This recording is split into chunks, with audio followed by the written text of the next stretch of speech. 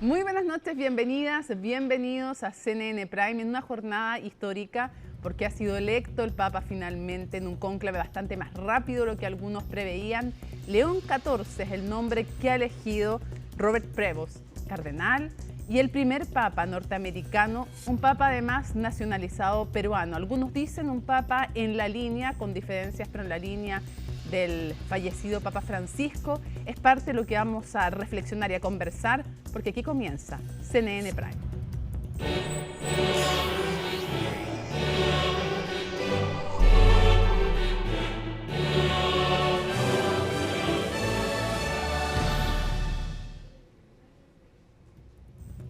Lo escuchamos, habemos papazo de las 12:06, hora chilena, 6 horas más en Roma, en el Vaticano, y nos acompaña Alicia Contreras, nuestra editora internacional, aquí en Chile, en una jornada larga, histórica, y de alguna manera también sorpresiva, Alicia. Muy sorpresiva. No teníamos en mente este nombre, primer papa estadounidense. Lo habíamos discutido, pero claro, al final. Sí, exacto, pero sí, fue histórico en ese sentido, también por su edad y por lo corto de esta votación, hay que decirlo. Sí. Por su edad tú te refieres, porque es muy joven en comparación con otros papas. Tal cual, y por ende se espera un papado más largo, pero también por lo corto. Fueron 4 votaciones, no creíamos que iba a ser tan rápido. Fue más rápido que Benedicto XVI y más rápido que Francisco. Más rápido que Francisco y lo mismo que Benedicto. Tal cual. Nos vamos rápidamente a Roma, porque ahí se encuentra Matilde Burgos y Federico Molina con el Vaticano a sus espaldas. ¿Cómo están? Buenas noches.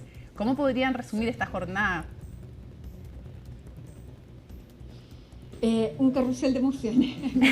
No, una jornada histórica para la Iglesia Católica, una jornada en que claramente no esperábamos que se desenvolviera tan rápido este cónclave, Mónica y Alicia, por todas las especulaciones que teníamos previamente, y más que especulaciones, habían sido 12 congregaciones generales con posiciones bien distintas, evidenciadas, distintas, con posturas muy fuertes, con a veces diálogos que se llaman sinceros, pero son básicamente posturas en que se ve resistencia a ciertas posturas y cuestionamientos a otros, donde cada vez la figura del Papa Francisco se veía de la que se quería distanciar más.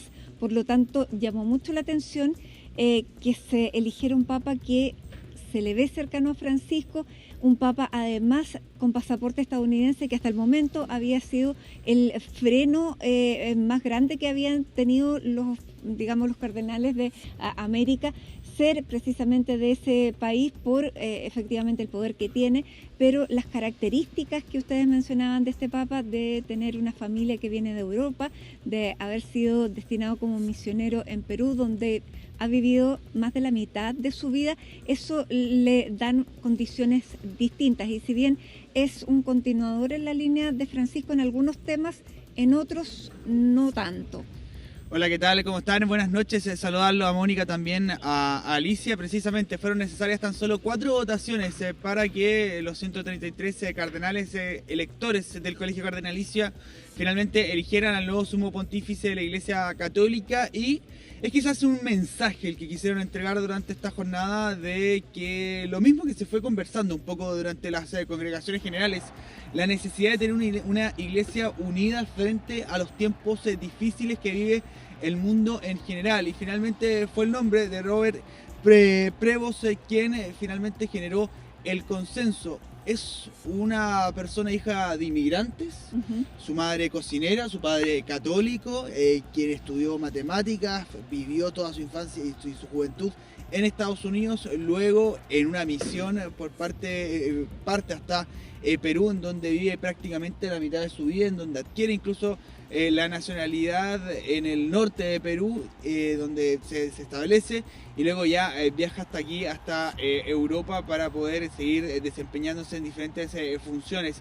Ese fue finalmente el perfil que eligieron los cardenales en un día más marcado por quizás la sorpresa. Sorpresa, justamente, porque era de la nacionalidad estadounidense, era de una congregación de los agustinos, es la segunda, después del Papa Francisco no se pensaba que se iba a elegir a alguien de América, que tuviera este perfil también latinoamericano, que fuera de una congregación. Es el primer Papa agustino que hay en la historia de la Iglesia, por lo tanto tienen en ese sentido varias aproximaciones, pero lo que se destacaba y lo que se quería en este perfil de Papa que se estaba buscando era que fuera un pastor, cosa que absolutamente tiene en toda su trayectoria, tanto en Estados Unidos como en Perú, que tenga capacidad de gobierno, porque efectivamente se necesitan llevar a cabo muchísimas todavía tareas en el Vaticano,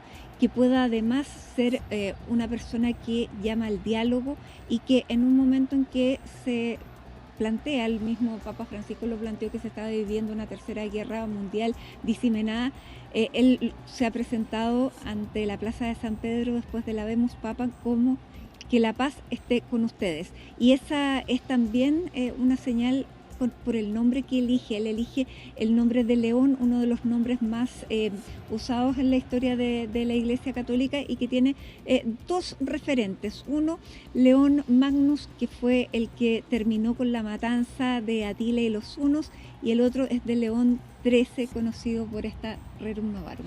Rerum Novarum, que tuvo una relevancia histórica importantísima. Es una época en donde comienza el siglo XX, en donde la revolución industrial quizás estaba viviendo sus momentos más crudos, y la Iglesia, a través de la figura del Papa León XIII, escribe esta encíclica en donde finalmente se establecen los primeros reconocimientos a los derechos de los trabajadores, al sindicalismo, y que tuvo repercusiones en todo el mundo y especialmente en nuestro país, en donde se retrasó incluso la traducción de este mismo documento por el temor que existía en las repercusiones que podía tener este giro de la cuestión social de la Iglesia, que ha tenido repercusiones en nuestro país y en el mundo hasta el día de hoy. Un Papa que finalmente toma este nombre con el desafío precisamente de modernizar la Iglesia frente a los desafíos del presente, que por ejemplo, es importante, no lo hemos nombrado en los despachos, es un Papa que tiene especial énfasis en el tema del cambio climático, por ejemplo. Así es, en el tema de la inmigración. El tema del cambio climático y la migración. Nos quedó clarísimo a través del último post que hizo en X, donde criticaba abiertamente la política de su connacional, del presidente de su país, Donald Trump, respecto a las expulsiones ilegales, las deportaciones a la cárcel de Nayib Bukele en El Salvador. Pero es un nombre que, como decíamos, recién surgió y comenzó a surgir en las últimas horas, porque probablemente para muchos durante esta jornada, la primera fumata negra, lo que expresaba era que tal vez se venían jornadas muchísimo más largas. ¿Cómo fue esta jornada? Lo vamos a ver en el informe que ha preparado nuestra compañera en Santiago, Laura Soto. Todo el mundo miraba la gaviota porque pensábamos ya cuando empieza a calentarse la chimenea van a salir, y hay humo. Una espera de 2 horas. Vemos, eso es humo blanco. Matilde Burgos, hay humo blanco. Humo blanco ha sido escogido en la cuarta votación el nuevo pontífice, Matilde.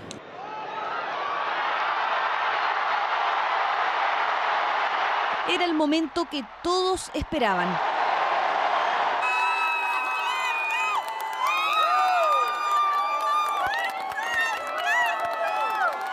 Cuatro rondas de votaciones fueron suficientes para que los 133 cardenales llegaran a consenso y eligieran al próximo líder de la Iglesia Católica.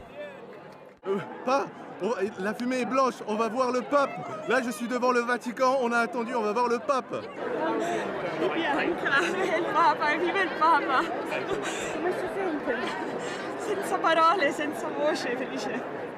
A las 6 de la tarde con 7 minutos se dio la señal, luego de 2 votaciones fallidas durante la mañana. Muchas personas que estaban en otros puntos de Roma se apresuraron para llegar a la Plaza de San Pedro y no perderse este momento histórico. Cuénteme un poco la emoción, ¿vinieron corriendo?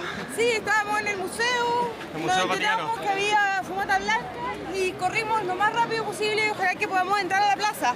Los estrenaron adentro del museo, ¿cómo fue esa experiencia? Muy emocionante. Muy emocionante, estamos felices de ver toda esta gente que está junta.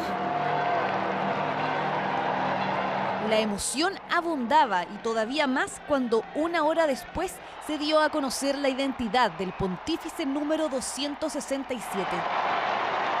Habemus papam, Dominum Robertum Franciscum, Sancte Romane Ecclesiae, Cardinalem Prevost. Qui sibi nomen imposuit Leonem XIV.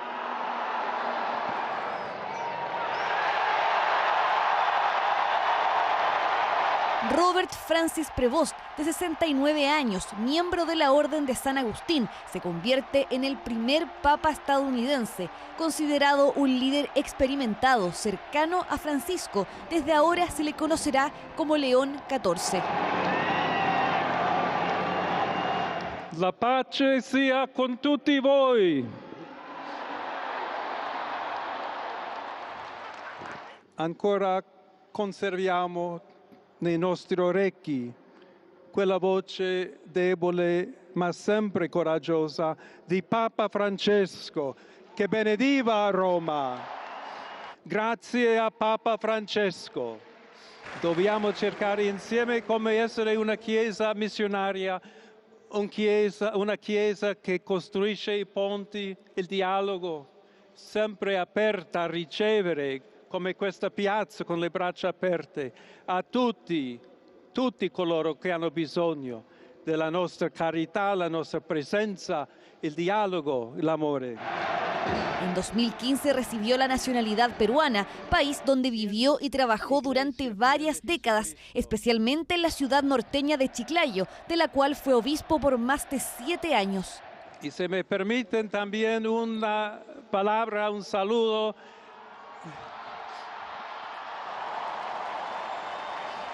a todos aquellos, y en modo particular a mi querida diócesis de Chiclayo en el Perú. Donald Trump felicitó al nuevo pontífice en su red social y calificó como un gran honor que sea el primer papa estadounidense. También dijo que espera con ansias conocerlo. Very excited. That's like, yeah, never thought this was possible ever in my life. So I'm really pumped right now. He's an American, so I trust him. Totally did not expect a pope from America. Like, every time I talk to somebody, I'd be like, oh, who do you think the pope is going to be? Everybody was always like, not from the United States, that's for sure. So very excited about this. Very cool. Después de su aparición pública, el Vaticano compartió imágenes que muestran al nuevo pontífice justo después de haber aceptado su elección.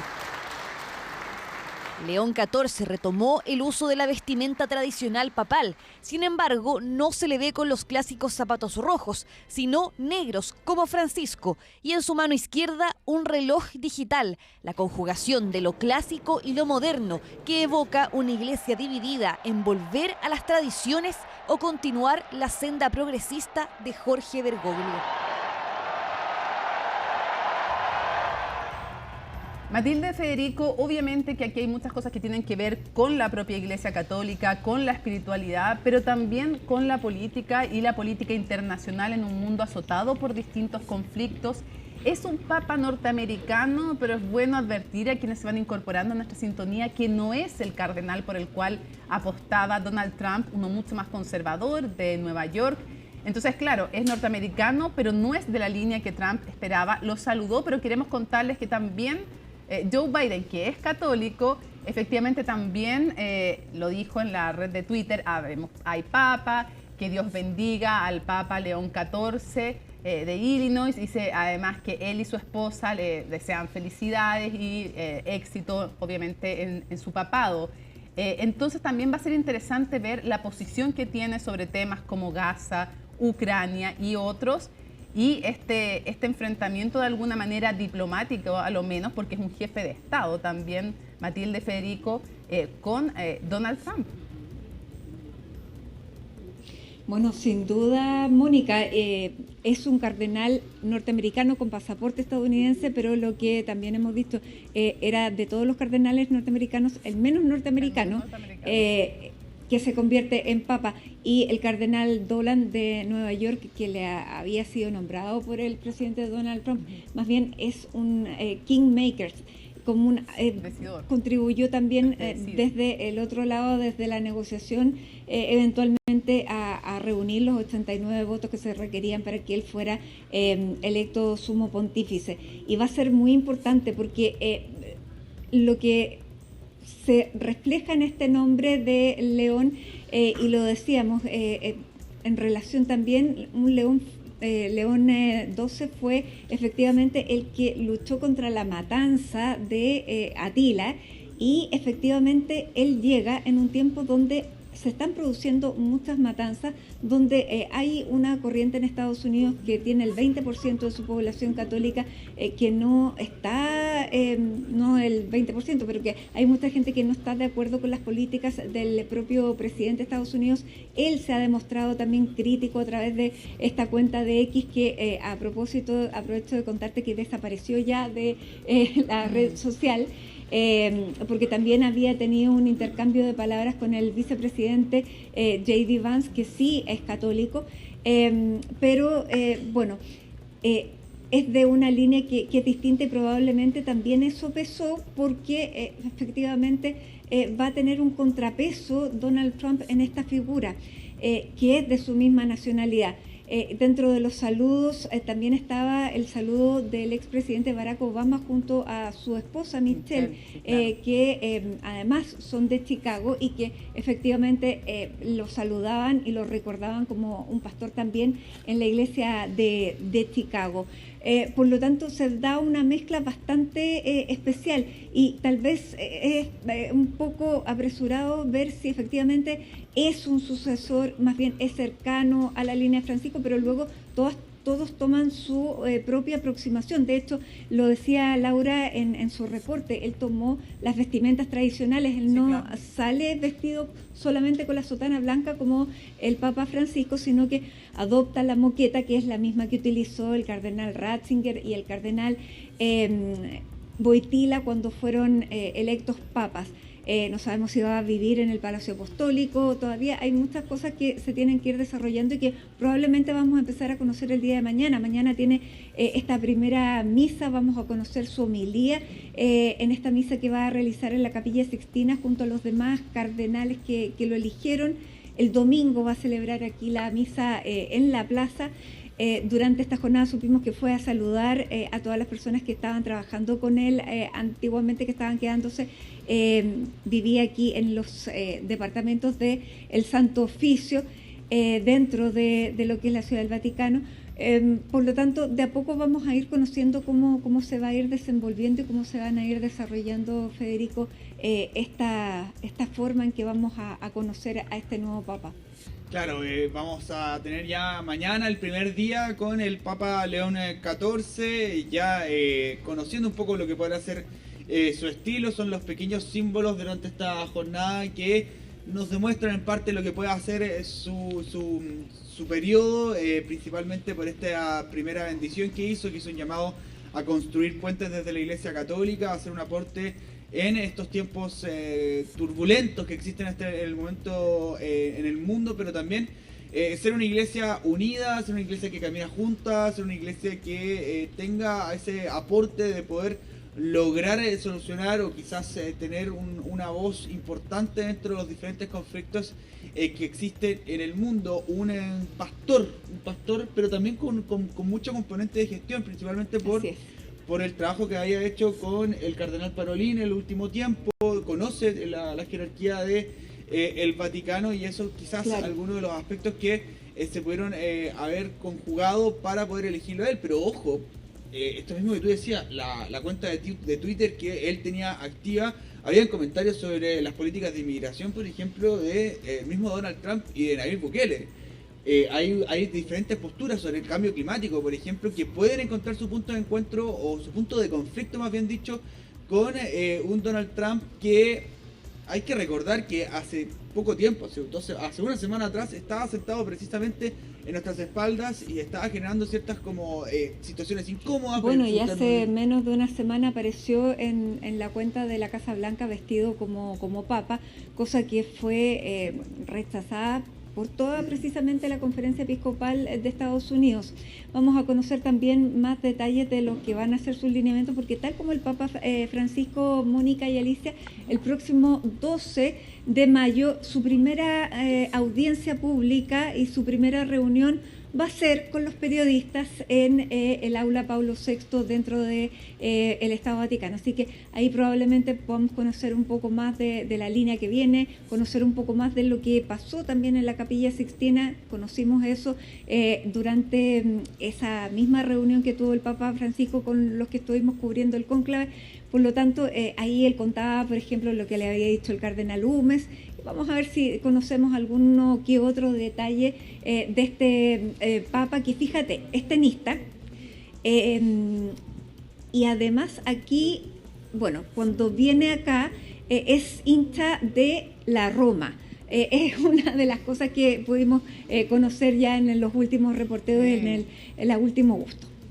Sí, precisamente. Decía que jugaba mucho tenis en Perú. Recordemos que también está el Master 1000 de Roma acá. Este fin de semana. De hecho, en las pantallas gigantes de los partidos se pudo ver la noticia del anuncio del sumo pontífice, y también dicen que es hincha de Alianza Lima ya en Perú. Así que va a haber mucho noticia dando vuelta ya en el país hermano del Perú con esta noticia del nuevo Papa León XIV, Mónica y Alicia. Sí, un Papa además que sabemos que es licenciado en matemáticas, tiene doctorados, postdoctorados, en fin. Muchísimas gracias, Matilde, Federico, qué gusto, qué agradecidos que estamos todos también de poder vivir esta noticia. Ustedes tienen las 2 de la mañana con 20 minutos allá en el Vaticano, en Roma, y ha sido un gusto poder vivir para todos nosotros los chilenos a través de sus ojos, que sean nuestros ojos para ser testigos de la historia. Así es que muchísimas gracias y nos reencontramos mañana. Que estén muy bien. Descansen. Buena madrugada. Eso, descansen. Muchas gracias. Un gusto haber estado durante toda esta transmisión con ustedes también. Muchas gracias. Un abrazo a todos. Decían además, Alicia, que este es un papa, claro, pareciera ser en ciertas cosas más progresista, más de la línea de Francisco en lo social. Vamos a ver, no hemos escuchado todavía hablar respecto de temas que se clasifican como valóricos, pero la verdad es que un tema social de pobreza también es un tema valórico, así que digamos más bien de moral sexual no hemos sabido tanto de él qué piensa al respecto, pero también se decía, en el sínodo, por ejemplo, él fue capaz de mediar con la iglesia alemana, que es mucho más progresista y que quería más avances. El sínodo tiene que ver con esta iglesia en que el Papa Francisco intenta que no solo la curia, sino que todos los bautizados, el ciudadano de a pie, en el fondo pueda tener intervención, y entonces ayuda de alguna manera a tender puentes con ellos. Con la iglesia norteamericana, que está bien dividida entre progresistas y conservadores, logra hacer un puente, y en otras cosas también recuerda en su discurso al Papa Francisco, lo nombra. Había harta crítica porque en la misa previa al cónclave, no lo nombró, el cardenal Rey no lo nombró. Y por otro lado también entonces escoge un nombre que es un nombre que alude también a su predecesor, a León XIII, el autor de una encíclica tan progresista y tan importante desde el punto de vista social como Rerum Novarum. ¿Quién no estudió, digamos, la Rerum Novarum y la importancia para los trabajadores y para la justicia social? Entonces, un puente, probablemente dicen algunos, alguien que es capaz de conciliar más allá de cuál sea su postura personal. De hecho, durante la tarde también se habló mucho de que uno de los mejores amigos de Francisco de Asís era León de Asís, y de hecho un periodista, un escritor español más bien, ya había adelantado que se necesitaba un León XIV para seguir en la senda entonces que había hecho Francisco. Claro, y por ejemplo marca ciertas diferencias, lo vemos vestido de la manera más tradicional, no de blanco y con una cruz de madera, sino que una cruz de oro y con más vestimenta o más tradicional que lo que vimos al Papa Francisco, pero al mismo tiempo cuando habla tiene la delicadeza de nombrar este tema sinodal, que es un mensaje también, y eso es una opinión mía también, el hecho en que dice todos nosotros, hombres y mujeres. La palabra mujeres me parece que nada en un discurso, sobre todo que está escrito, es casual. El Papa Francisco no leyó un discurso, lo pronunció. Entonces, claro, cada uno va marcando matices, pero va dando mensajes en cada gesto, en cada signo, en cada palabra que escoge, porque sabe que los ojos del mundo están centrados en él. Exacto, todo está pensado, todo importa. También hay que decir que otro punto importante de su vestimenta es quien usó los zapatos rojos, usó al igual que Francisco los zapatos negros. Entonces ahora cae la pregunta de dónde se va a alojar, si en la Casa Santa Marta como Francisco o si va a volver al Palacio Apostólico. También es importante respecto de lo que decías de la mujer, el rol de la mujer. Hay que decir, Francisco siempre se opuso a que la mujer asumiera un cargo sacerdotal, por ejemplo, y al parecer se dice que León XIV también iría por esa misma línea. Ahora, hay que reconocerle a Francisco que nombren el cargo más alto que se ha nombrado una mujer.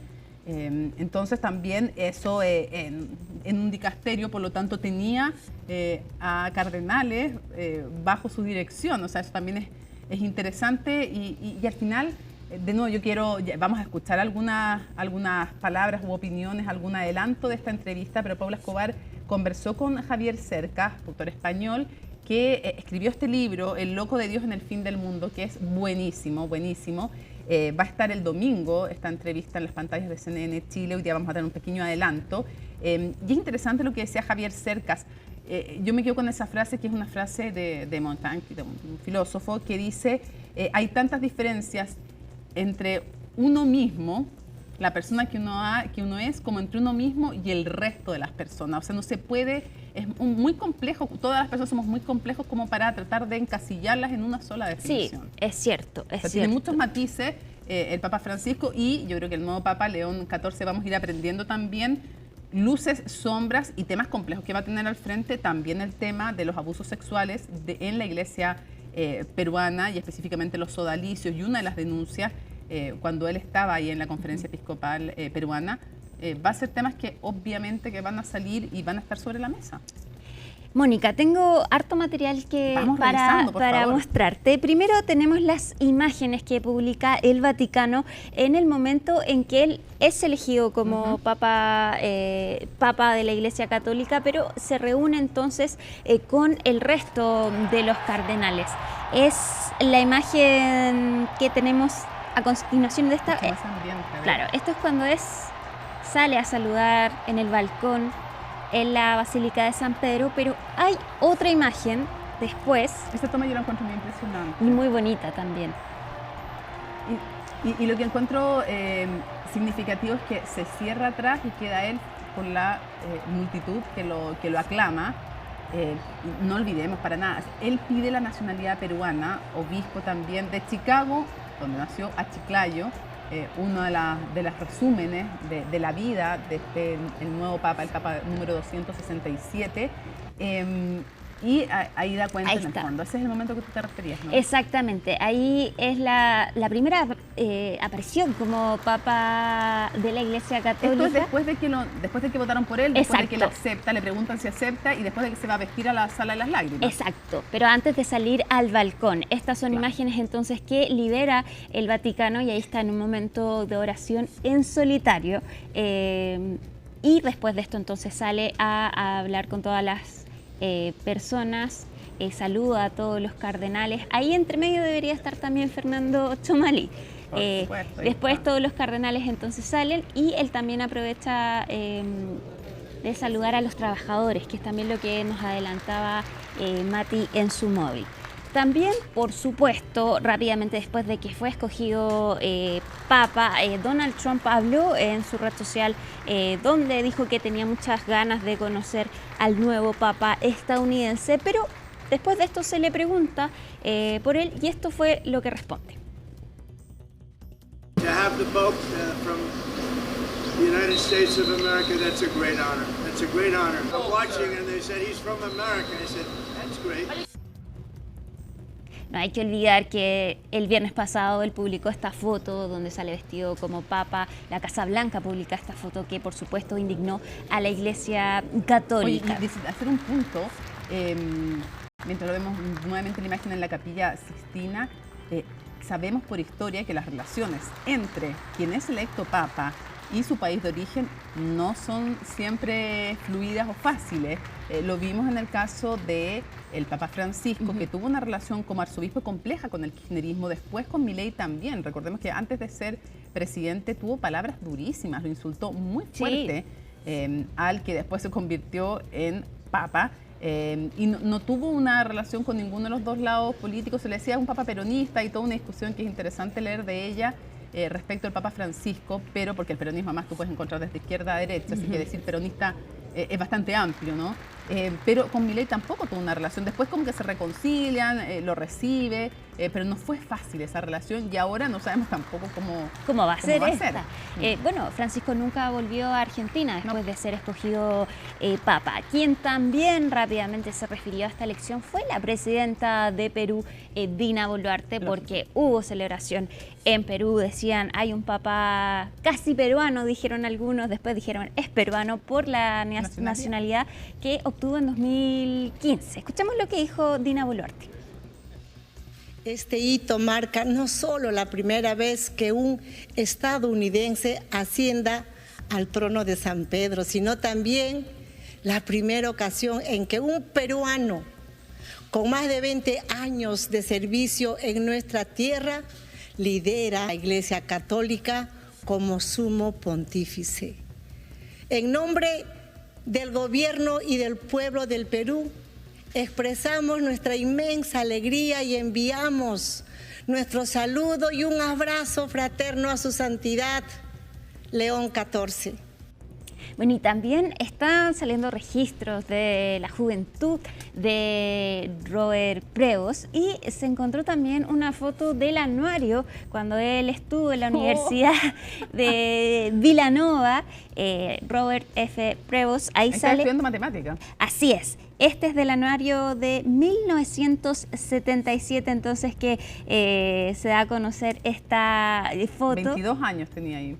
22 años, una universidad agustina, de hecho, y ya después entonces empieza sus estudios sacerdotales. Todo tiene matices porque si uno piensa dentro de los carismas de la Iglesia Católica, los agustinos no son de los más progresistas, pero él tiene varios temas en los que sí parece ser bastante progresista. Por eso digo yo, es muy difícil tratar de definir a una persona por un solo aspecto de su vida. Entonces, claro, tienen riquezas y matices. Y lo vimos también, por ejemplo, en un Juan Pablo II, que era muy progresista en los temas sociales y muy conservador en los llamados temas valóricos. Claro, es que también son hijos de su momento. De su tiempo también. De su tiempo, exactamente. Ahora, tenemos otra imagen del documento que rápidamente liberó las autoridades de Perú, donde entonces se da a conocer el título de la nacionalidad peruana por naturalización que se le otorga entonces a Robert Esto es cuando Prevost. cuando lo pide la propia persona, no es una naturalidad por gracia, por ejemplo, como que lo puede conceder el Estado como un honor. O sea, siempre lo concede el Estado decide, pero una es cuando lo pide el que quiera aspirar a esa nacionalidad y otra es cuando te lo concede de por sí el Estado sin hacer ese trámite. Él lo pidió en el año 2015, fue, ¿no? Tal cual. 17 de agosto de 2015. Exacto, y él llega entonces en el 85 a Perú. Pero tenemos también una gráfica con algunos puntos claves entonces de Robert Prevost para conocer de quién estamos hablando. Ahí lo tenemos. Entonces, el primer papa estadounidense tiene 69 años, nació en Chicago y tiene ascendencia francesa, italiana y española. Por parte de su madre. Por parte de su madre. Martínez, su segundo Martínez. Se ordenó sacerdote a los 27 años y estudió entonces en la Universidad de Villanova, en Pensilvania, donde se licencia de matemáticas y también estudia filosofía en 1977. 5 idiomas habla, ¿no? 5 idiomas habla, políglota, el nuevo papa, bueno, también Francisco hablaba hartos idiomas. Se doctoró en Derecho Canónico en la Pontificia Universidad de Santo Tomás de Aquino en Roma y llegó, ya lo decíamos, a Perú en el 85. Se le conocía como el yanqui latino entre los cardenales, así conocían. El menos norteamericano de todos los cardenales norteamericanos. Exactamente, le decían Bob.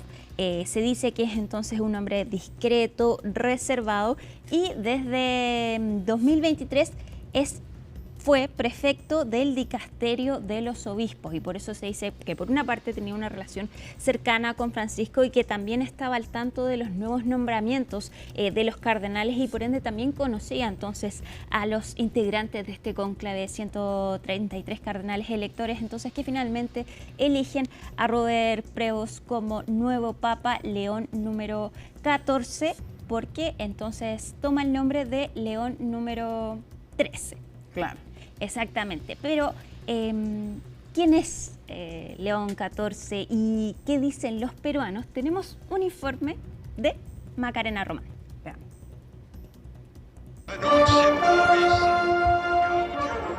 Qué emoción. Bendito sea Dios.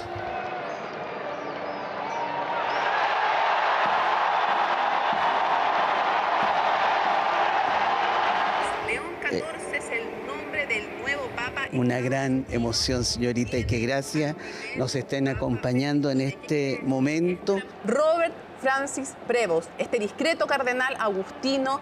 No estaba adentro, es una sorpresa. Quiere decir que el Señor elige cuando menos lo pensemos.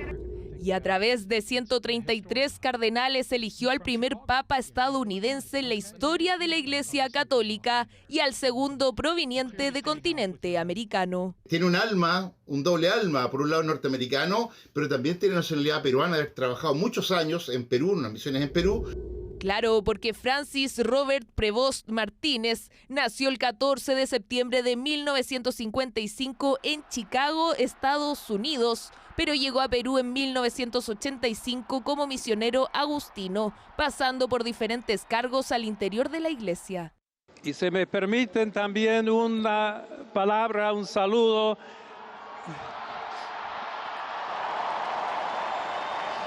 a todos aquellos y en modo particular a mi querida diócesis de Chiclayo en el Perú. Me siento contento, feliz de la vida, ¿verdad? Y bueno, representando al Perú, ¿qué más te puedo decir? Mira, no sabía, para mí fue una sorpresa, no estaba enterado de nada. Qué bueno, bueno. Ahora tienen los peruanos, tenemos el orgullo de tener un papa, dice. Prevost en 2013 volvió a Chicago para desempeñarse como director del convento de San Agustín, eso hasta noviembre del 2014. Cuando el Papa Francisco lo nombró administrador apostólico de la diócesis peruana de Chiclayo. Un año después se nacionalizó peruano. Que llegue a sus corazones el amor de Dios, que vivamos con esperanza nuestra fe en Jesucristo. Y nosotros también vamos a celebrar como es debido, porque al cardenal lo conocen muchísimos. Ahora al Papa León XIV, muchos lo conocen y estoy seguro que nuestra catedral en estos días estará llena. Casi 4 décadas estuvo en Perú, compartiendo con sus compatriotas y hasta opinando en momentos álgidos del vecino país. Desaprobó la forma en que llegó al mandato Dina Boluarte y cuestionó el indulto otorgado a Alberto Fujimori. El expresidente Alberto Fujimori pidió perdón en una forma, digamos, genérica casi, reconociendo solo en términos muy generales de que algunos se han sentido ofendidos. Tal vez de su parte sería todavía mucho más eficaz pedir perdón más expresamente por algunas de las grandes injusticias que fueron cometidas por las cuales él fue juzgado y sentenciado. Así opinó Francis Robert Prevost como obispo de Chiclayo. Desde hoy cada palabra que emita será como León XIV.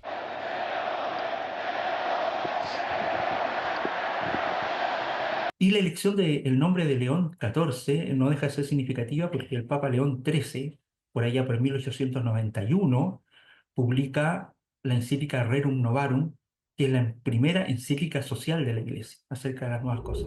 El nombre León no había sido usado por un papa hace más de 100 años. El último fue León XIII, que murió a principios del siglo pasado en 1903. León XIV creo que nos conecta directamente con León XIII y que abre todo lo que es el pensamiento sobre el magisterio de la iglesia, la doctrina social de la iglesia. Y a él le gusta tender puentes, como lo dijo, ayúdenme a tender puentes, ayúdenme a construir puentes y él no va a tener miedo de poder enfrentar situaciones ni fáciles ni difíciles. Él va a ser un pastor para todos.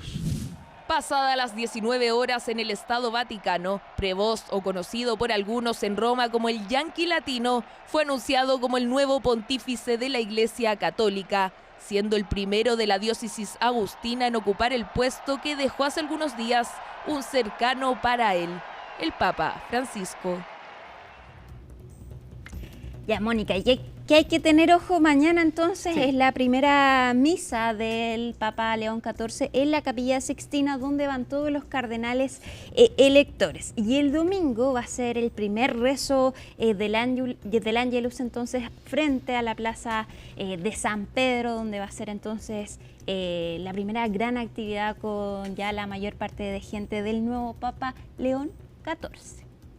Y antes de que te vayas, queremos presentar algo súper importante. Y es que tenemos un lujo de entrevista, vale la pena destacarlo. Recién le mostramos este libro, ¿no?, de Javier Cercas, que es realmente súper interesante. El loco de Dios en el fin del mundo. Uno podría decir, sí, trata del viaje que realiza a Mongolia, a esta periferia que le gustaba tanto hacer referencia al Papa Francisco, pero es mucho más que eso. Es una reflexión sobre la fe, sobre los agnósticos. Lo escribe un ateo anticlerical como Cercas, pero un escritorazo de los mejores que hay, creo yo, en español y en el mundo también en general.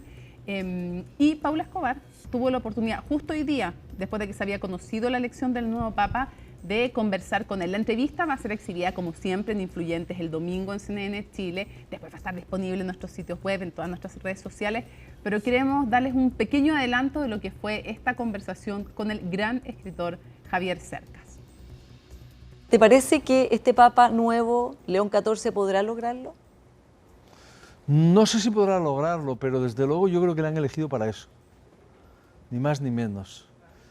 Llama muchas cosas la atención de este Papa, ¿no? Pero a mí, personalmente, la que más me llama la atención es una cosa que es bastante original, y es el hecho que, por un lado, es un Papa misionero, porque ha sido misionero durante muchos años en Perú, y por otro lado, es un Papa de la Curia, de Roma, o sea, un cardenal de Roma, que trabajaba muy cerca de Francisco, que era el prefecto para el dicasterio de los obispos.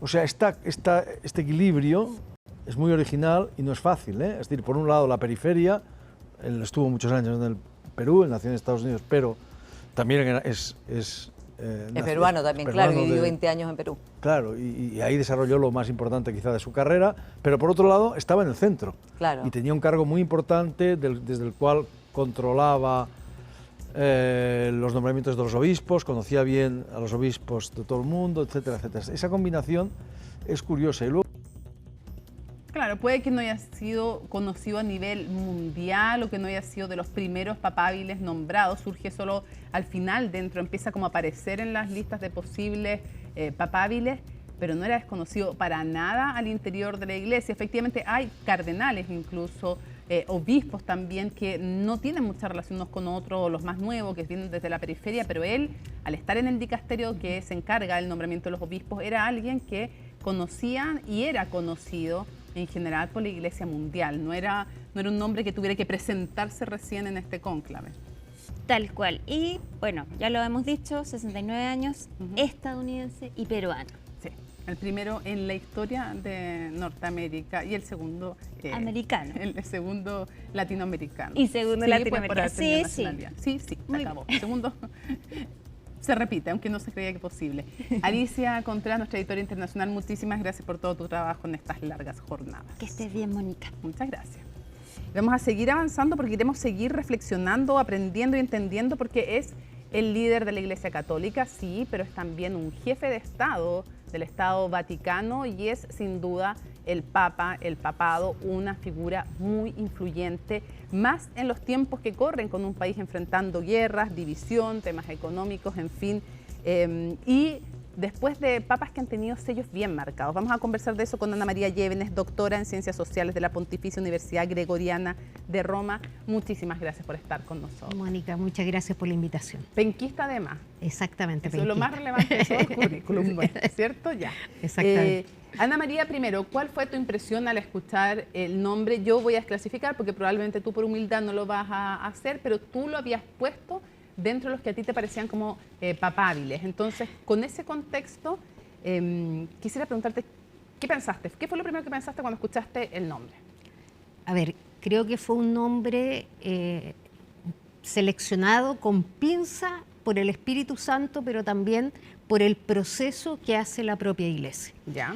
Cuando hablo del proceso que hace la propia Iglesia, me refiero a que no es casual probablemente que él haya estado en un terreno de misión y que hace 2 o 3 años haya sido llevado al Vaticano a un puesto tan particular como era el tener contacto directo con los obispos de todo el mundo. ¿Tú crees que el Papa Francisco pensó en él como un posible sucesor de alguna manera? O sea, yo creo que sería una inmadurez que cada uno de nosotros no vaya pensando en varios sucesores, no en un sucesor, pero sí ir preparando, eso se llama generatividad, digamos, ir generando fecundidad, digamos, entender que uno termina su vida y que por lo tanto necesita que otros sigan y preparar para este camino a las personas. O sea, yo creo tú que dices eso que es un sí, que lo pensó como uno de sus posibles sucesores. no me cabe la menor duda. Ya, y que lo preparó a él y a otros para aquello. Y sabes que además hay un hecho que es notable, porque el Papa Francisco fue la cabeza de la conferencia de Aparecida del 2007.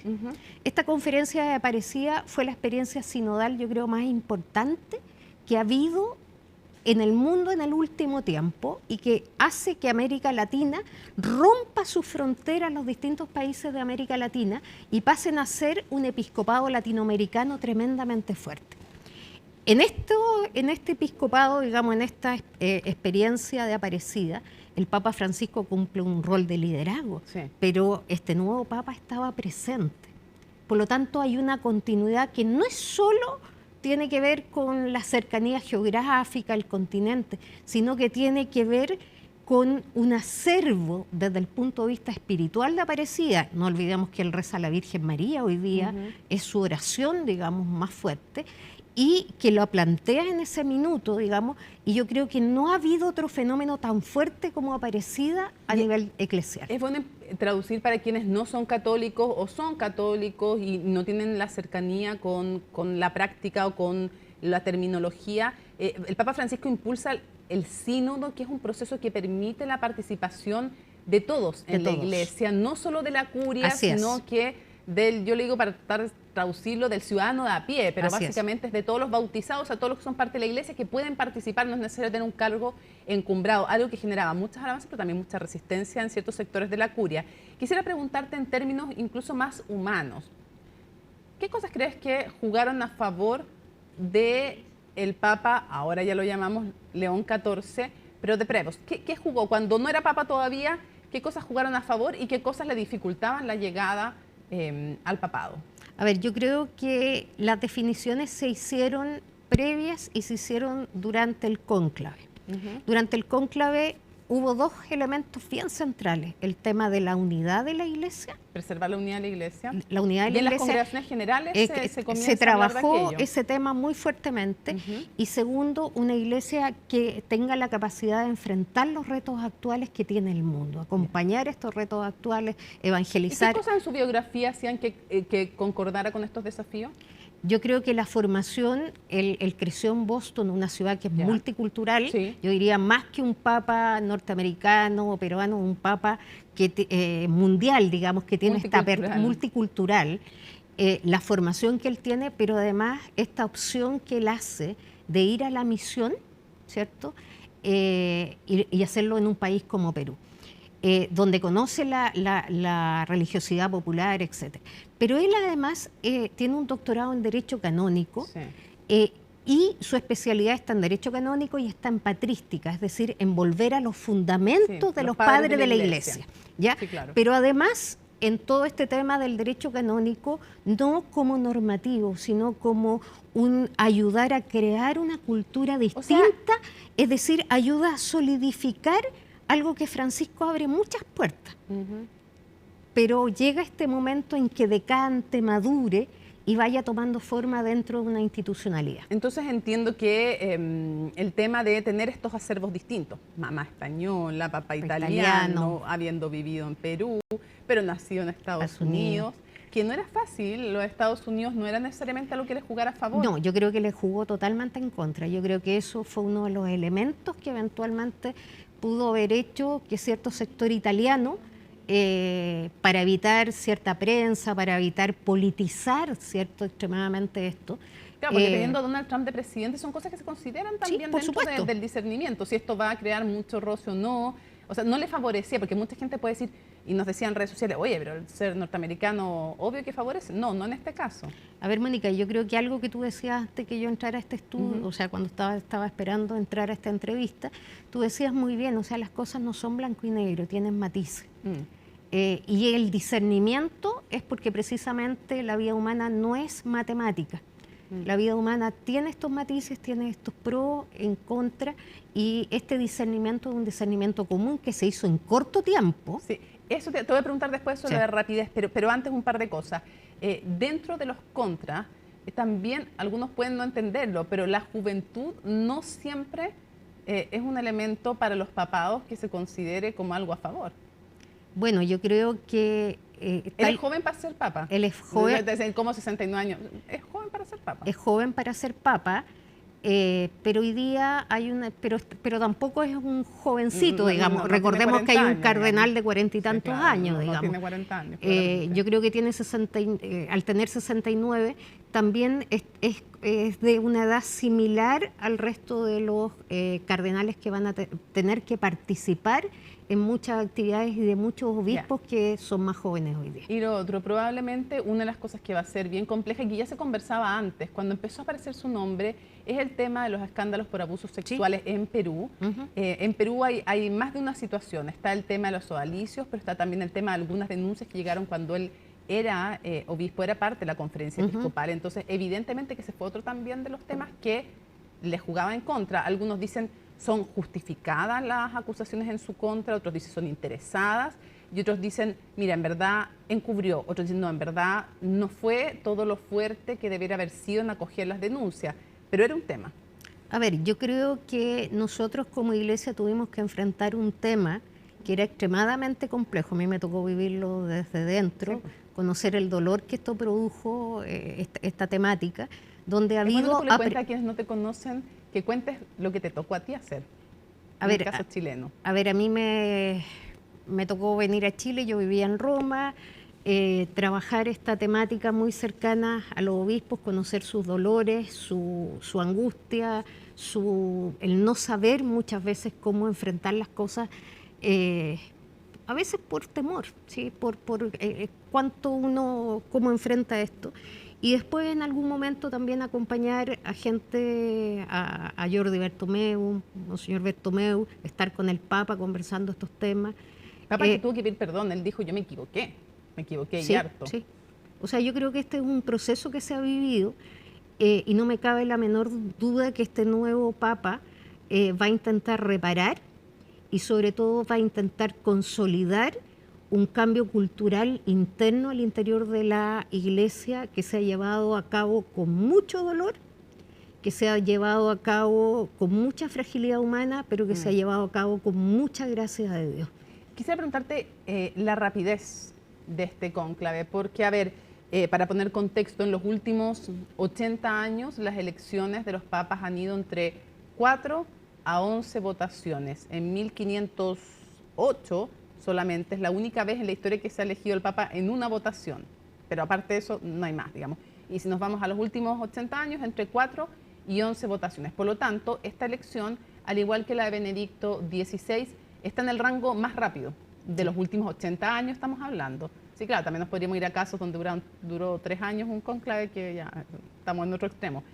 Pero era rápido, porque algunos decían, mira, si pasa, mira, para empezar, si para el sábado no hay papa, el domingo es día de descanso y quiere decir que la cosa está muy trabada. De hecho, si no en la 6ª votación no es electo, ya quiere decir que está complejo. ¿Qué te pasó a ti? ¿Qué pensaste y qué análisis podemos sacar de que en la 4ª votación sea electo? A ver, yo creo que la búsqueda de unidad, primero, y el segundo tema muy importante es la conciencia que tenían todos los cardenales que participaron en el cónclave respecto al momento complejo en que estamos viviendo como humanidad. Y cuando digo momento complejo es porque estamos viviendo un cambio cultural sin precedentes, porque estamos con un tema de una tercera guerra mundial por pedazos, como decía Francisco, y el tema de la paz es central, porque estamos con un tema de fragilidad de la democracia que ha ido de la mano del desarrollo de la cultura cristiana occidental de manera muy fuerte, eso a través fuertemente de los populismos, ¿cierto? Porque está en disputa todo esto de lo que es el equilibrio entre Occidente y Oriente, con la presencia de China muy fuerte, que es un tema no menor desde el punto de vista de la cultura, y porque hay un abandono, yo diría, por los fenómenos que estamos presentes en este cambio cultural respecto a la búsqueda espiritual. O sea, el nivel y la consistencia, la gravedad, la profundidad de los problemas que estamos enfrentando requería una respuesta unida de parte de los cardenales, y yo creo que eso hizo... Elegir rápido era una señal de unión. Era una señal de unión. Y de fortaleza. Y de fortaleza, exactamente. Sí. Vamos a incorporar a otro invitado más a esta conversación que es tan interesante porque somos testigos de la historia hoy día, pero evidentemente además queremos entenderla, analizarla, comprenderla, y vamos a conversar con Fray Miguel Oblita, secretario provincial de los agustinos en Perú.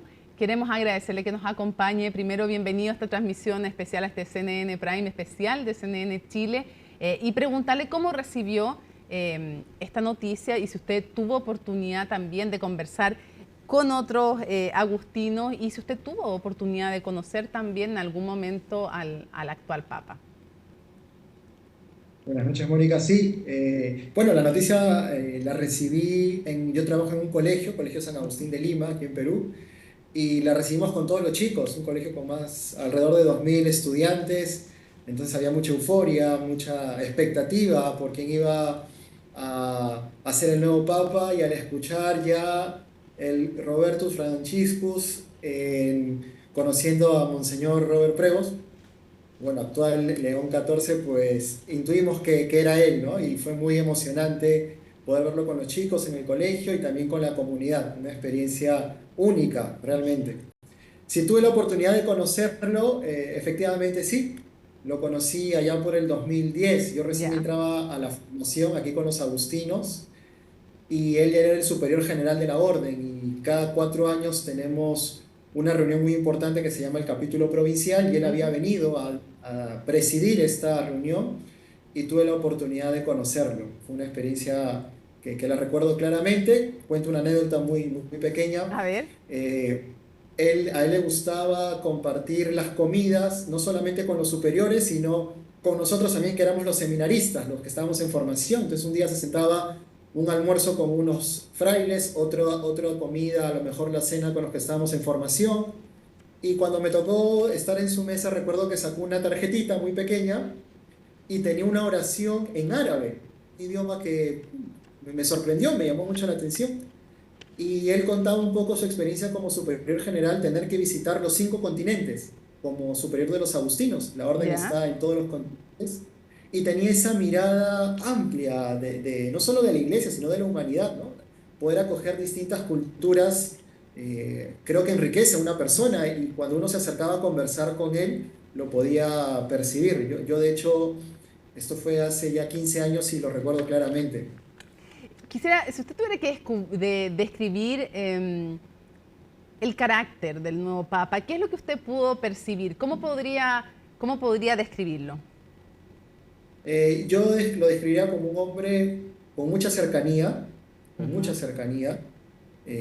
este gesto, por ejemplo, de sentarse con distintos grupos, no solamente estar con los que tienen la autoridad dentro de nuestra provincia. Lo describiría con esa cercanía.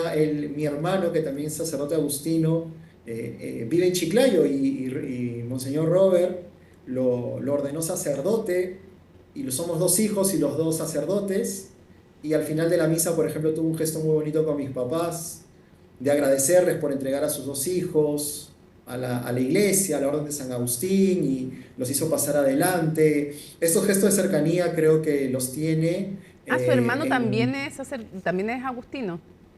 Sí, y creo que ahí hay una cadena muy bonita con el Papa Francisco, que la iglesia sigue optando por estos gestos de cercanía. Y por otro lado, lo describiría también un hombre con mucho liderazgo.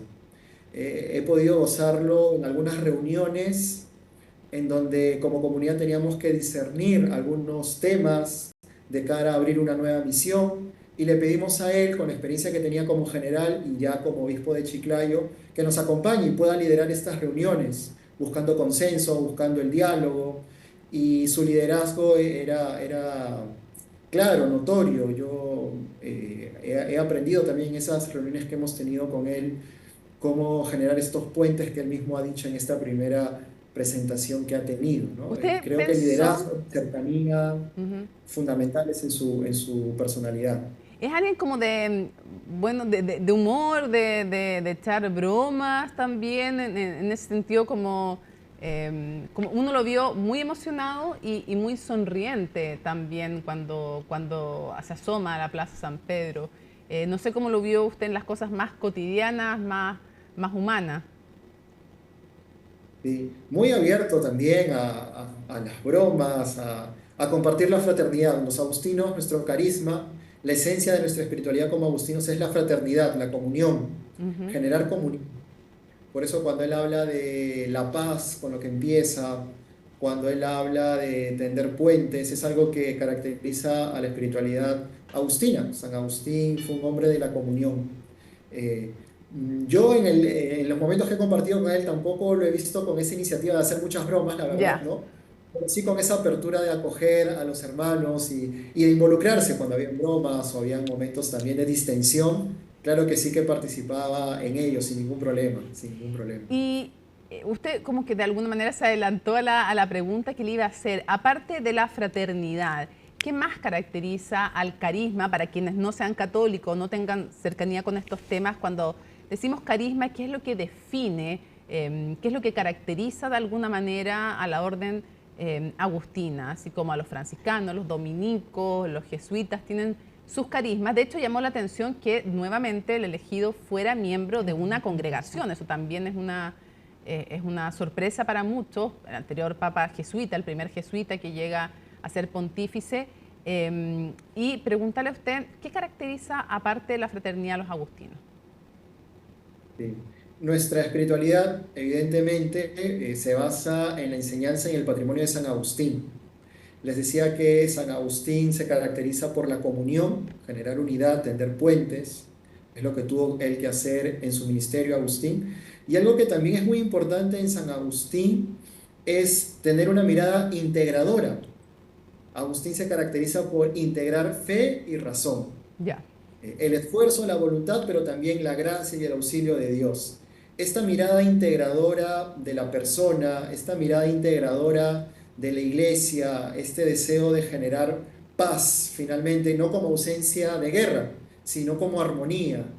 Yo creo que es muy propio de nuestra espiritualidad, y él ya en esta primera alocución, vamos a decirlo así, entre líneas, cuando uno tiene la espiritualidad agustina en el alma, en el corazón, se deja entrever, y esto es muy interesante, y creo que es una oportunidad para que nuestra espiritualidad pueda aportar a la Iglesia Universal, a nuestra sociedad.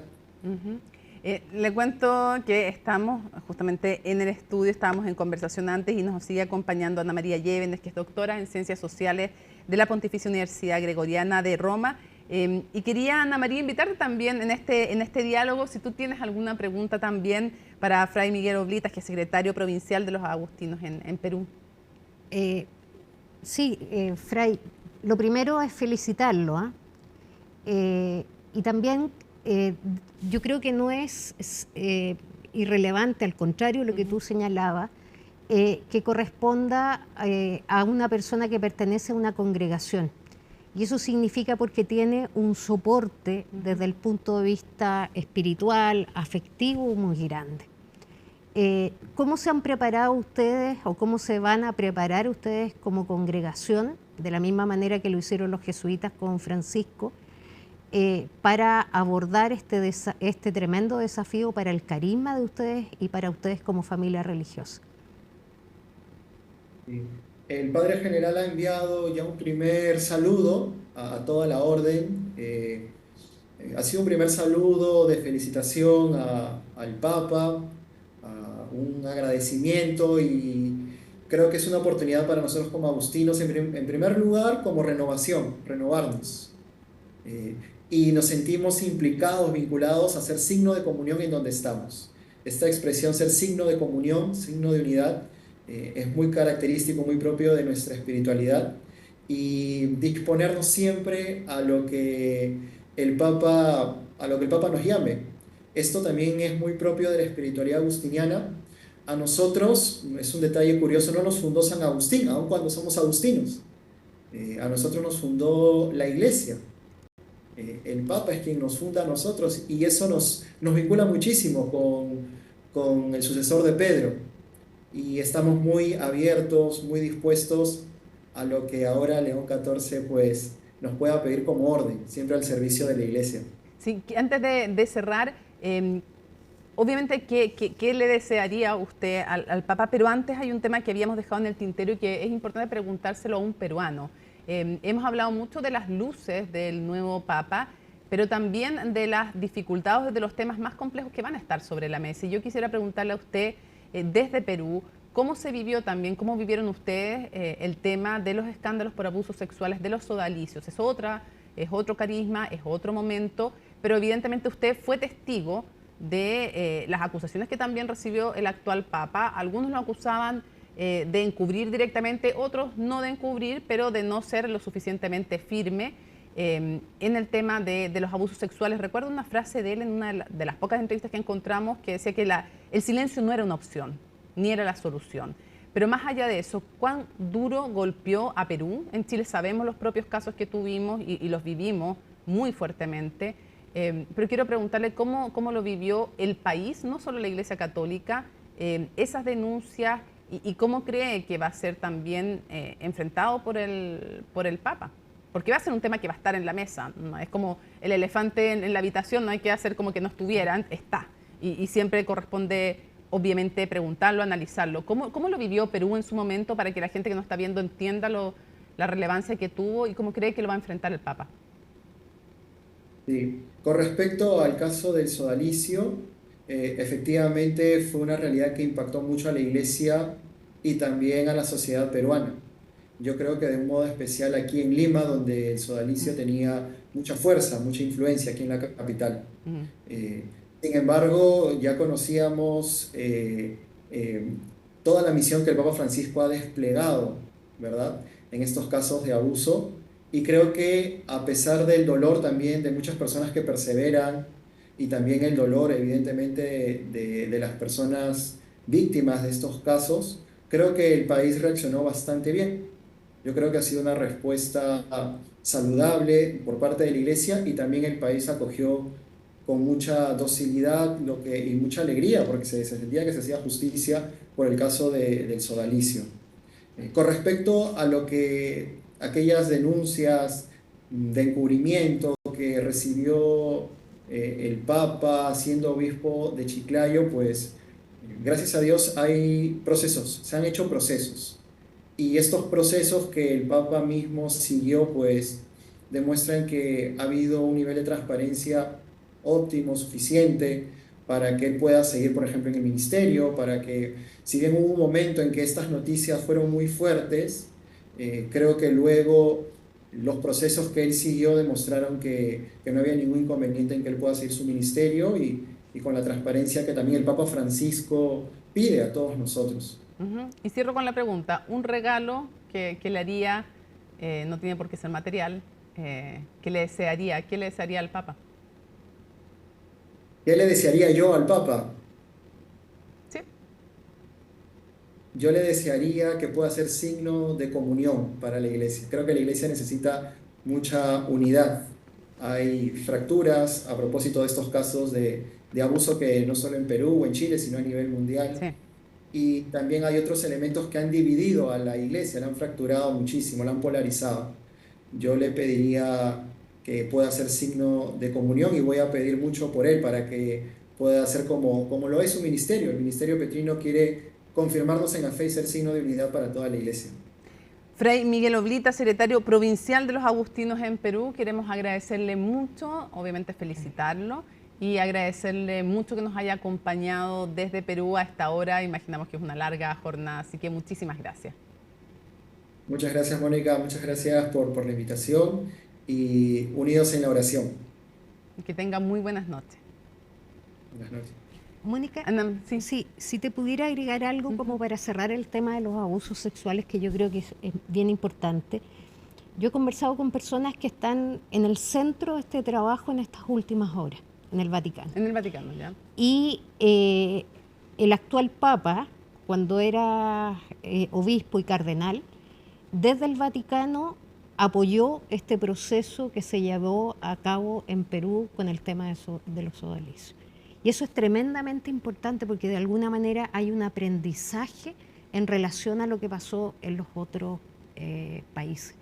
Y que en Chile nos pegó tan duro porque en realidad se abrió una situación desde este país donde todavía los procesos, la cultura, la forma de enfrentar estas situaciones no estaba madura. Yo diría que aquí hay un momento distinto en la manera que se enfrentó en Perú, pero lo que yo he escuchado de personas en cuyo criterio confío plenamente es que hay una sensación de alegría y de esperanza profunda. Me quedo con esas palabras, alegría y esperanza profunda, y te agradezco mucho, te han requerido tanto durante toda esta jornada y durante todas estas jornadas. Muchísimas gracias por acompañarnos a conversar, a reflexionar y analizar, claro, desde el punto de vista espiritual también, pero desde el punto de vista de la historia, de los procesos sociales. Muchísimas gracias por la generosidad, por el tiempo. Infinitas gracias a ti, Mónica, y un saludo cordial y cariñoso a todos. Muchas gracias. Bueno, y lo sabemos, la Iglesia Católica atraviesa un momento de grandes transformaciones en medio de tensiones globales, debates éticos y una sociedad en constante cambio. El recién nombrado Papa se enfrenta a desafíos que van a marcar el rumbo de su pontificado. Colomba Eichholz nos cuenta más de aquello en la siguiente nota. ¿Cuál es el desafío que usted cree que debiese tener León XIV quizá a nivel mundial? Bueno, seguir los mismos pasos del Papa Francisco. Que hubiera, yo creo que más humanidad en la gente, que es lo más importante, que haya humanidad. Ojalá que una a los países, no más guerra, no más hambre en la tierra. Y que haga cambiar un poquito el pensamiento que tiene el presidente de Estados Unidos. Ya sea por la coincidencia de nacionalidad o por el cargo que desde hoy ocupará. El inicio del pontificado del Papa León XIV no llega en tiempos fáciles. La unidad de la Iglesia, las finanzas del Vaticano, el papel de la mujer, las medidas para prevención de abusos y el alejamiento de las nuevas generaciones son algunos de los desafíos que hereda y que ahora recaen sobre sus hombros. El Papa tiene como misión primordial la unidad de los cristianos. Y hoy nosotros vemos que a lo largo de la Iglesia, extendida por todas partes, hay dificultades en torno a la unidad. No solo en todos los cristianos, ¿no? los evangélicos, cómo lograr la unión con ellos, nuestros hermanos evangélicos tenemos tantas cosas comunes, sino que también al interior mismo de la Iglesia Católica. Institución que durante siglos expuso una imagen de centralismo y disciplina, pero que en la historia reciente ha sido testigo de crecientes tensiones entre sectores conservadores y reformistas. Tras esta elección y considerando la corta edad del nuevo pontífice, algunos plantean que podría ser una oportunidad para apaciguar las fracturas internas que aún persisten entre las dos alas de la Iglesia y consolidar una tendencia. Hoy día la Iglesia Católica tiene problemas internos serios que los dio a conocer Francisco y tiene que empezar a echar a andar toda una reforma de la curia que generó Francisco, y esa reforma de la curia más o menos se demora como 5 o 6 años en que esté andando, por tanto él tiene que hacer eso. Lo otro tiene que preocuparse del tema de los abusos. Precisamente este último es uno de los temas más dolorosos y urgentes para la credibilidad de la Iglesia. En esa línea, la necesidad de justicia para las víctimas, junto con medidas claras de prevención y transparencia, continúa siendo una exigencia ineludible. A esto se suma un contexto global marcado por conflictos armados con repercusiones humanitarias que llaman a la Iglesia a ser un agente activo de paz, acogida y diálogo. Tiene otro desafío que son los populismos que se han visto y que se están desarrollando en el mundo, y ese creciente, digamos, polarización que pone en riesgo fuertemente el tema de la paz, el tema de la gran guerra fragmentada, o sea, cómo la Iglesia es un instrumento de paz que está en el centro del Evangelio. Mientras los desafíos se proyectan como tareas de largo aliento, el Papa León XIV también deberá atender protocolos propios de la Iglesia en el corto plazo. Hay un momento donde él también tiene que empezar a elegir a sus colaboradores, quiénes van a ser las cabezas de los distintos dicasterios, ministerios que tiene la Iglesia para hacer su misión en el mundo. Y la Eucaristía de inicio de su pontificado, cuál va a ser su lema episcopal y además como Papa, ¿verdad?, que es el que tiene que estar en su anillo cuando ya eso esté listo. Hay una serie de signos y simbología que la prensa va a ir mostrando poco a poco. Al igual que todos los pasos que vaya dando el recién nombrado sucesor del apóstol Pedro, encabezando una institución que enfrenta un mundo polarizado con fenómenos migratorios complejos, conflictos bélicos en curso y millones de fieles que esperan con ansias las directrices del nuevo líder de la Iglesia Católica. Volvemos para contarles que cientos de trabajadores de la empresa Pacific Blue, que de hecho ayer miércoles anunció su cierre, protestaron en Talcahuano tras la votación de la comisión mixta por la ley de fraccionamiento. Al malestar de los sindicatos se sumaron los gremios industriales que acusan que se está golpeando a un sector productivo clave del Biobío. Pero ¿qué dicen quienes opinan en contrario de todo ello? Nos cuenta María Luisa Carrión. Fue súper espontáneo. Las compañeras y compañeros nos sentimos muy afectados por la pérdida de nuestro trabajo.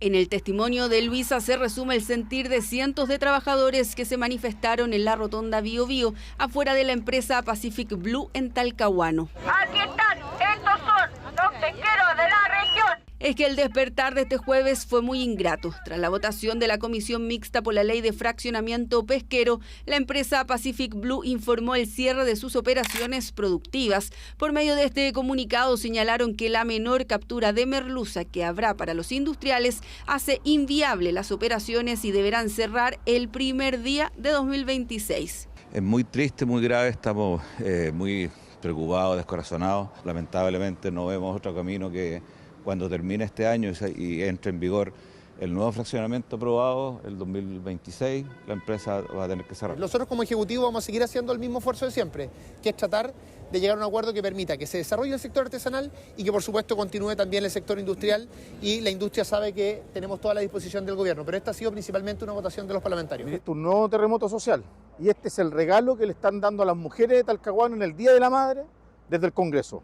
Segundo, nosotros queremos declarar persona no grata al ministro de Economía en la ciudad de Talcahuano. De concretarse el cierre proyectado para el 1 de enero, peligran más de 800 puestos de trabajo, donde sobre 60% son mujeres y otros 2.400 se podrían ver afectados de manera indirecta. Estamos en alerta, vamos a hacer acciones, vamos a salir a la calle, llamo a la comunidad, a nuestros vecinos, a las juntas de vecinos que la acompañen, porque nosotros no podemos perder nuestro puesto laboral. Este va a ser un día que no se va a olvidar, no solamente para la industria, sino que para la actividad pesquera a nivel nacional. Es la forma más irresponsable de legislar, es la legislación más pobre en argumentos técnicos. Es que se acusa que la comisión mixta tuvo sobre la mesa datos erróneos y de allí el malestar de la comunidad, sobre todo de Talcahuano. Lo que pasa es gravísimo. Y es gravísimo una región que está muy golpeada. Además está recordar lo que pasó con la situación de Huachipato el año pasado. Estamos recién tratando de recuperarnos, planeando algo para construir el futuro de la región. Tras el anuncio de Pacific Blue, nos preocupa profundamente que una decisión legislativa haya derivado en el fin de una empresa que ha contribuido por décadas al desarrollo regional. Desde IRADE hacemos un llamado urgente a las autoridades legislativas para reabrir canales de diálogo que permitan revisar esta medida en particular. Autoridades legislativas que este miércoles aprobaron entregar 52% de la cuota de merluza común a la pesca artesanal y 48% a la industria, la misma que actualmente pesca hasta 60% de la especie. Vamos a hacer todos los esfuerzos de la Comisión de Pesca para que el anuncio que ha hecho esta empresa de suspender sus operaciones y dejar sin empleo a más de 3.000 trabajadoras mujeres no se haga efectivo y busquemos soluciones que permitan armonizar la continuidad de esta actividad tan importante. Es completamente falso que por la ley de fraccionamiento tengan que cerrar. Ellos tienen garantizados los kilos de pescado de merluza común para que sus plantas de proceso puedan funcionar. Ellos indican esto para evadir su responsabilidad en ser la peor gerencia de todas las empresas de la industria pesquera en Chile. En tanto, si bien en un comienzo Camanchaca había señalado la posibilidad de cerrar su planta de Jurel en Coronel, este jueves indicaron que frente al escenario de incertidumbre esperarán lo que se apruebe en el Congreso para evaluar y determinar acciones. El próximo martes volverá a sesionar la comisión mixta para revisar la nueva propuesta del Ejecutivo en materia de financiamiento, lo único que falta para que el polémico fraccionamiento sea ley.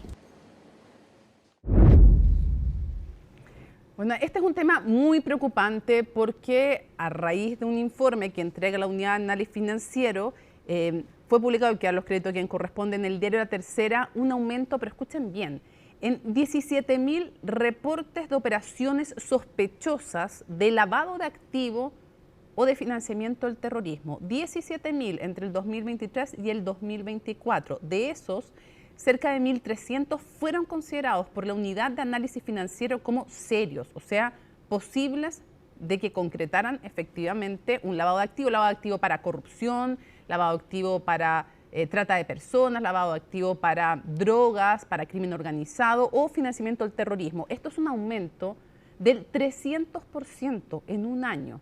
Gravísimo. En ese contexto quisimos conversar, y lo hicimos, con el director de la Unidad de Análisis Financiero y conversamos justamente de lo difícil que es para ello, entre otras cosas, reunir antecedentes, la demora que implica, pero lo primero que le preguntamos, entre una de las cosas que van a poder revisar ahora, es qué significaba este incremento tan relevante. Quisiera preguntarle por qué entre el año anterior se vio un aumento, se vio un incremento importante de indicios de lavado de activos. Ustedes recibieron 17.417 reportes. Y quiero preguntarle, después vamos a ver en cuántos de esos, pero bueno, podríamos decir de inmediato que dentro de esos vieron indicios preocupantes, por ejemplo, en 1.279 casos. Primero, ¿cómo lee este aumento, este incremento? Porque el incremento no fue menor. No fue menor en los casos que les parecieron que realmente ya podía empezar a tener un sustento, se dice un 296% de incremento. ¿Qué pasó ahí? Bueno, es bastante relevante el aumento, es casi 4 veces lo que habíamos observado el año 2023. Y eso tiene que ver... Casi 3 veces, ¿no? 3. O sea, un 300% de aumento es 4 veces... Toda la razón, claro, 3 veces de aumento, 4 veces lo que era el año 2023. Pero en todo caso algo muy relevante, son cifras que no se ven todos los días. Yo creo que tiene que ver con dos fenómenos. En primer lugar, porque efectivamente esto va de la mano también con un aumento de la actividad criminal y de la participación de las organizaciones criminales, y eso es algo que creo que estamos todos de acuerdo que es así. Pero por otro lado también un mayor entendimiento de una parte importante de los intervinientes o de quienes participan y tienen un rol en este sistema de persecución y de análisis del Sistema Nacional Antilavado, que pasa por un mayor conocimiento, una mayor capacitación y una mayor actividad y trabajo colaborativo público-privado. Pero nos habla también, aparte del mayor entendimiento, efectivamente nos habla de una mayor cantidad de actividad ilícita, criminal, de crimen organizado. Yo diría que el primer elemento tiene que ver con una mayor actividad ilícita y por otro lado también un mejor entendimiento de algunos de los intervinientes. Nos dijo, y esto lo van a poder revisar porque inmediatamente ya está en nuestro sitio web la entrevista completa, mañana va a estar exhibida completa en las pantallas de CNN Chile, nos adelantó lo siguiente, esta cifra es inédita. Del total de dinero que mueve el crimen organizado, ¿ustedes saben qué porcentaje logramos pesquisar en Chile? Se estima que apenas un 2%. Y en ese contexto entonces no tener ni los funcionarios necesarios, son 83, ni las herramientas como por ejemplo flexibilizar para la Unidad de Análisis Financiero, para ellos, de eso se trataba este avance que se intentó y que se rechazó, vamos a ver qué pasa con el resto de la tramitación. No poder flexibilizar el levantamiento del secreto bancario para la Unidad de Análisis Financiero es algo que les complica evidentemente y que hace mucho más difícil una tarea porque requiere mucho tiempo para preparar los casos que sí, les conceden el levantamiento del secreto bancario en la Corte de Apelaciones, pero se demoran mucho y nos dijo tenemos que elegir qué casos investigamos, no podemos investigar todos los casos. ¿Qué le pareció el rechazo en el Senado de esta flexibilización del alzamiento del secreto bancario para la unidad de análisis financiero? Esto nos dijo. ¿Qué le parece que se haya en la sala del Senado rechazado esta norma que proponía flexibilizar la forma en que se levanta el secreto bancario y no era para el Servicio de Impuesto Interno, no era para otras instituciones, era solo para ustedes, para la unidad de análisis financiero? ¿Qué le parece que se haya rechazado? Nos parece muy negativo, nos obliga a redoblar los esfuerzos para que esto se entienda bien, se entienda cuáles son las funciones, cuál es el alcance del uso de la información que se solicita que se pueda obtener en el uso de esta herramienta. Quien quiere luchar contra el crimen organizado en Chile o el mundo deberá estar porque se flexibiliza una facultad así. Es. Y nosotros tenemos la convicción y la confianza que eso va a terminar prevaleciendo. Ahora, nosotros, tú mencionas el tema del trámite en el Senado. Ya se inició el segundo trámite en la Cámara de Diputados. Hemos tenido las primeras reuniones en la Comisión de Seguridad de la Cámara de Diputados y hemos tenido conversaciones que a mí me hacen ver de que esto debería seguir avanzando positivamente. ¿Ha penetrado o no la política el crimen organizado? ¿Qué consecuencias tiene un tema que nos dijo? Si no, se nos va a ir de las manos. O tomamos medidas ahora, se nos va de las manos. Bueno, todo esto está ya en nuestro sitio web y va a estar mañana exhibido a lo largo de los distintos noticieros. A las 11:30 de la mañana completa la entrevista y más temprano otros adelantos. Último corte en CNN Prime y volvemos con más.